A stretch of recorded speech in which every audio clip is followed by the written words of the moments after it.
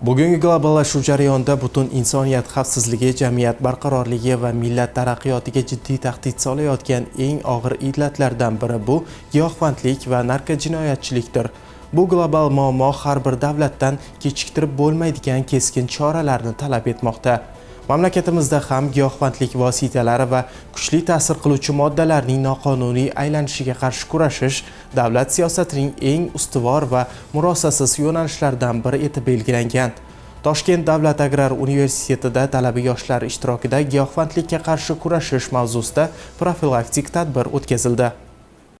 Bugungi kunda giyohvandlik asr vabosi sifatida butun dunyoda global xavfga aylandi. Shu maqsadda joriy yilning 11-iyun kuni Prezident Shavkat Mirziyoyevga aholi salomatligi va genofondini giyohvandlikdan himoya qilishga qaratilgan qonunchilikni takomillashtirish yuzasidan taqdimot namoyish qilindi. Bunda dastlab giyohvandlik vositalari, psixotrop moddalar, ularning analoglari hamda kuchli ta'sir qiluvchi moddalarning qonunga xilof muomalasi uchun javobgarlikni kuchaytirishga qaratilgan qonun mazmun mohiyati haqida ma'lumot berildi. Aytish o'rinliki, bu illatga qarshi kurashish masalasiga prezident darajasida jiddiy e'tibor qaratilmoqda. Shu bois Toshkent davlat agrar universitetida tashkil etilgan navbatdagi profilaktik uchrashuvda ayni shu jihatlarga to'xtalib o'tildi.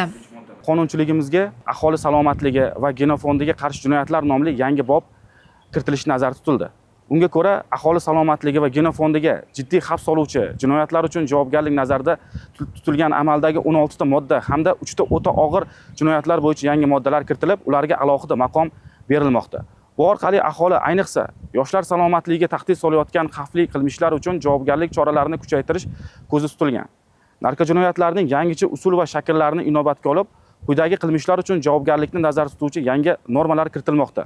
Jumladan, Jinoyat kodeksiga g'ayriqonuniy narkolaboratoriyalar tashkil etish va uning faoliyat yuritishini ta'minlash, mansab vakolatlarini suiiste'mol qilish yo'li bilan narkotiklarni noqonuniy muomalasiga homiylik, ya'ni rahnamolik qilish yoki boshqa jinoyatlar fosh bo'lishining oldini olish maqsadida xabar berish, bangixona tashkil qilish yoki saqlash, narkotiklarni uyushgan guruh tomonidan transmilliy usulda yoki internet tarmog'idan o'tkazish va boshqa shu kabi ko'rinishlarda namoyon bo'lishini ko'rishimiz mumkin. Yangi qonun loyihasida davlat siyosatining 7 ta asosiy yo'nalishi belgilangan. Ular orasida aholi, ayniqsa xotin-qizlar va yoshlarda giyohvandlikka qarshi immunitetni shakllantirish, internet orqali sodir etilayotgan narkojinoyatlarga barham berish, giyohvandlikning barvaqt profilaktikasi, diagnostikasi, davolash va tibbiy-ijtimoiy reabilitatsiya tizimini takomillashtirish kabi choralar mavjudligi ta'kidlandi. Talabalarga mazkur o'zgarishlar bo'yicha batafsil ma'lumotlar berilib, ular ogohlikka chaqirildi.